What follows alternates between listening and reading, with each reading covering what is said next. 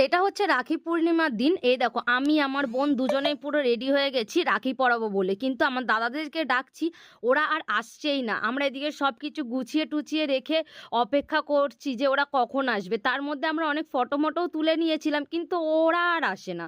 তো শেষমেশ ওরা আসলো, আর সবচেয়ে ক্ষুদে সদস্য আমাদের বাড়ির, ওকে দিয়েই আমি স্টার্ট করলাম রাখি পরানো। আর ওকে যখনই আমি বলব না একটু এদিকে তাকা, ফটো তুলো, ভিডিও করব, ও তখনই অন্যমনস্ক হয়ে অন্যদিকে তাকাবে। খুবই দুষ্টু একদম। তো তারপরে আমার বড়দা চলে আসলো, ওকেও আমি রাখি পরিয়ে দিলাম। রাখি পরানোর পরে ও আমাকে দেখো কি সুন্দরভাবে আশীর্বাদ করছে, কি ভালো লাগলো। তো তারপরে আমার আরেক দাদা চলে আসলো, ওকেও রাখি পরিয়ে মিষ্টি খাইয়ে নমস্কার করলাম, ও আমাকে আশীর্বাদ করে দিল। তারপরে আমার আরেক দাদা এসছে। এর কথা আর কি বলবো, ওকে যখনই আমি রাখি পরাবো বা ভাইফোঁটা দেবো না, ও দেখো ঠিক এইভাবে আমাকে আশীর্বাদ করবে প্রত্যেকটা বছর। কি বলবো আর, যাই হোক। তারপরে আমার আরেক দাদা চলে আসলো, ওকেও আমি রাখি পরিয়ে দিয়েছি।